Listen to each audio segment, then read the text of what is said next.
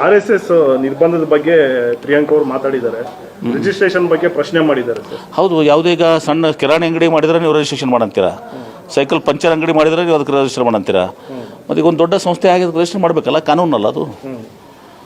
ಯಾಕೆ ನೀವು ಬೇರೆ ಥರ ನೋಡ್ತೀರಾ? ಒಂದು ಕಿರಾಣಿ ಅಂಗಡಿಗೆ ರಿಜಿಸ್ಟ್ರೇಷನ್ ಮಾಡ್ಕೋಬೇಕು, ಮತ್ತಿಷ್ಟೆಲ್ಲ ಇದ್ದಾಗ ಮಾಡಲೇಬೇಕಲ್ಲ, ಸಂವಿಧಾನ ಕಾನೂನು. ಹಾಗಿದ್ರೆ ನಾವ್ಯಾಕೆ ಮಾಡಬೇಕು? ನಮ್ಮದು ಒಂದು ಸಂಸ್ಥೆ ಅದಪ್ಪ, BLD ಸಂಸ್ಥೆ, ನಾವು ರಿಜಿಸ್ಟ್ರೇಷನ್ ಮಾಡ್ಲಿಕ್ಕೆ ಹೋಗಿ ನಡೀತದ? ಶಾಖೆಗಳಿಗೆಲ್ಲ ಪರ್ಮಿಷನ್ ಬೇಕಂದ್ರೆ ಶಾಖೆಗಳು ಹೇಳ್ತಿಲ್ಲ, ಮೇನ್ ಟ್ರಸ್ಟ್ ಇವತ್ತು ಲೂಸ, ಮತ್ತು ಅವರೇನೋ ಶಿಕ್ಷಣ ಸಂಸ್ಥೆಗಳನ್ನ ತೆಗಿತಾರೆ, ಮತ್ತೊಂದು ಮಾಡ್ತಾರೆ, ಅವಕ್ಕೆಲ್ಲಕ್ಕೂ ಪರ್ಮಿಷನ್ ಬೇಕು. ಹಣ ಎಲ್ಲಿಂದ ಬಂತು, ಎಲ್ಲಿಂದ ಹೋಯ್ತು, ಎಲ್ಲನೂ ಬೇಕಲ್ಲ.